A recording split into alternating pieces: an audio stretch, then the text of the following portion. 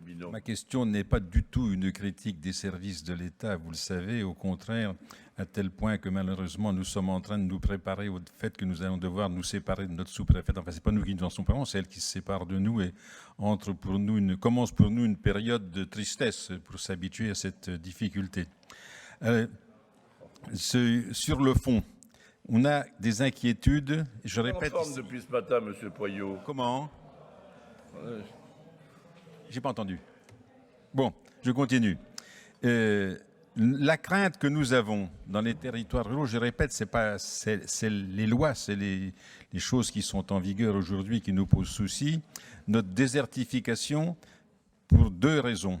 La disparition programmée ou annoncée des établissements de santé, comme la maternité d'Autun, même si elle n'est pas dans le département, ou plus récemment, les menaces que l'on entend sur l'activité de chirurgie sur l'hôpital de Beaune. Et puis deuxièmement, l'application de la loi ZAN et climat résilience avec cette fameuse autorisation d'artificialiser seulement 50% de la surface consommée dans les 10 dernières années pour les 10 ans à venir. Pour les secteurs qui avaient déjà un équilibre, ça n'est sans doute pas dramatique, mais pour les territoires comme le nôtre, avec des toutes petites communes et qui ont peu construit pendant 10 ans et qui n'auront donc plus aucune construction possible, s'il y a en plus le fait de la disparition des établissements de santé, ça va devenir très, très, très compliqué. J'ai bien noté, Monsieur le Préfet, et on est tout à fait d'accord avec vous, l'apport de l'État en matière de financement sur les travaux n'a jamais été aussi élevé. Sur la DETR et la DSIL, on en est parfaitement conscient. Simplement, ça ne suffira pas de rénover tous les bâtiments qui existent dans nos territoires, de faire tous les projets qu'on veut, si à côté de ça, on n'a pas la possibilité de faire quelques constructions nouvelles et d'avoir une offre de santé dans les établissements. Nous sommes condamnés à une, malheureusement, mort certaine. Voilà. Je répète, il ne s'agit pas de critiquer votre action, il s'agit simplement de constater que les mesures qui sont prises dans la situation actuelle de la législation depuis longtemps, déjà ça fait au moins une quinzaine d'années, nous conduisent à de graves difficultés et il serait souhaitable que vous puissiez porter cette parole à Paris. Merci. Non, je n'avais pas répondu aux questions sur la désertification. Monsieur Poyot. Monsieur Poyot, donc en matière médicale, sur le conseiller départemental, je vous rassure, l'ARS, si elle a le choix, n'est pas pour la fermeture des services. Hein, mais je sais que vous en êtes conscient. Non, mais je le rappelle parce que des fois, on a J'ai hâte, Monsieur le Préfet, que vous présidiez le conseil d'administration des ARS. J'ai déjà fait, Monsieur le Président. Hein, j'ai déjà fait. Non, mais le sujet, il est connu. C'est celui du manque de médecins, du manque de spécialistes, et en particulier pour la zone rurale, pour les zones rurales. Donc, par rapport à ça, et oui, il faut faire preuve d'imagination. Soyez assurés que lorsqu'il y a un médecin qui veut aller dans les territoires que vous avez cités, il n'y a plus de problème. Mais la difficulté, c'est que souvent, il n'y a pas de médecin. Et Autun, c'est quand même l'histoire d'une occasion manquée, parce qu'on voyait venir l'absence d'anesthésiste qui fait que vous n'avez plus de permanence des soins. C'est tout le sujet. Vous ne pouvez pas non plus faire prendre des risques à ceux qui fréquentent les établissements. Donc la solution, elle n'est pas unique. On en a longuement parlé à Matignon lorsque nous y sommes allés avec l'ARS au mois d'avril dernier. La solution résulte de multiples expérimentations, notamment de coopération.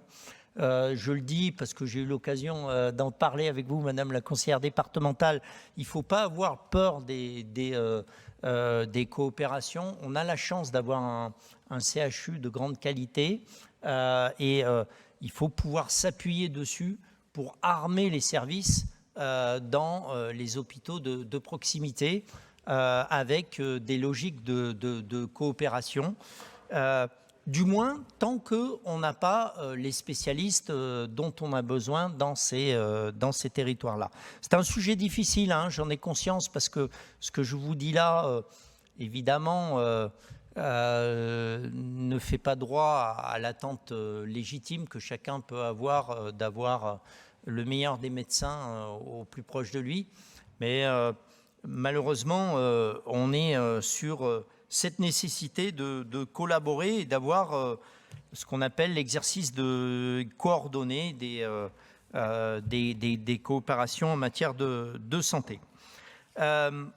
Mais honnêtement, dans le département, il y a des manques, mais en même temps, il y a une volonté de collaboration qui donne quand même des espoirs assez forts. Mais enfin, le directeur général de l'ARS pourrait être plus précis que je ne le suis. Sur le ZAN, d'abord, monsieur le conseiller départemental, moi j'utilise plus cette expression, parce que le Z de ZAN, il ne veut pas dire zéro, mais il veut dire zéro. Et zéro, ça fait peur à tout le monde. Vous avez l'impression que tout s'arrête. D'ailleurs, mais je ne vous jette pas la pierre, dans la façon dont vous avez posé la question, vous donnez l'impression que c'est un gel total de tout développement. Non, ça n'est pas ça. Je vais d'abord relativiser un peu la question. De 2011 à 2021, il y a eu 10 000 hectares de consommés sur l'ensemble de la région Bourgogne-Franche-Comté. 10 000 hectares. Il y a 8 départements. Prenez la moyenne, ils étaient à peu près tous au même chiffre. Ça fait 1 000 hectares par an en 10 ans, 2011-2021. 1 000 hectares par an divisé par 8, ça fait 125 hectares consommés par an et par département. 125 hectares.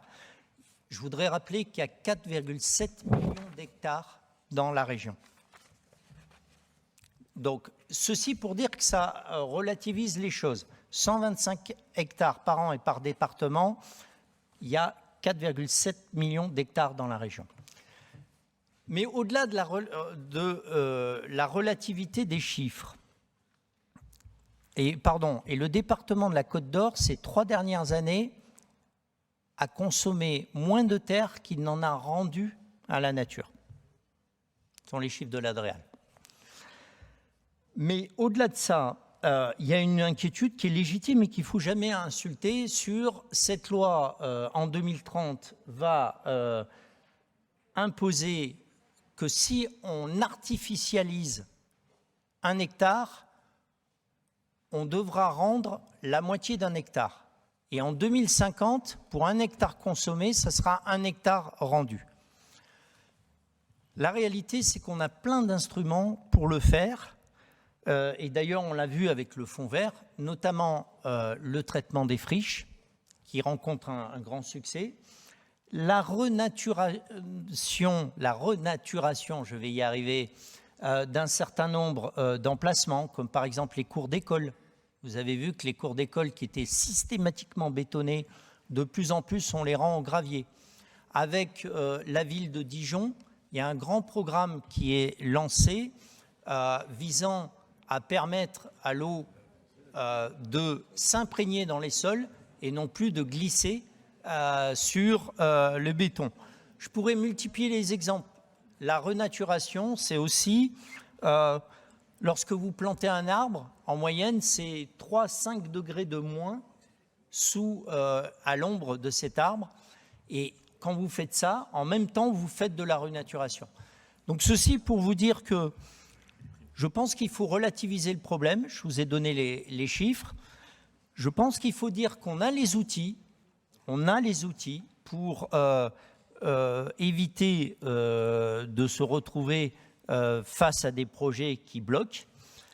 Et puis, je vous le dis, on a aussi l'évolution de la loi que le ministre Christophe Béchu a annoncée. C'est une loi que le Sénat a voulu, qui est en train de faire son parcours législatif et qui va donner un peu de souplesse aux plus petites des communes qui ont peu consommé ces dernières années et qui pourront recouvrer le chiffre qui est annoncé. Alors, il faut le prendre avec réserve parce que c'est le Parlement qui décidera, mais qui pourrait recouvrer 1 hectare chacune si elles ont peu consommé. Donc, je pense qu'entre la relativité des chiffres, les instruments dont on dispose et ce que la loi va apporter pour un peu assouplir les choses, on peut regarder ce débat sincèrement avec un certain recul au moment où plus personne ne conteste qu'une partie des conséquences négatives du réchauffement climatique vient quand même de ce qu'on a trop artificialisé ces dernières années. Voilà, pardon d'avoir été un peu long, mais la question, je le sais, est très importante pour les élus et pour les maires.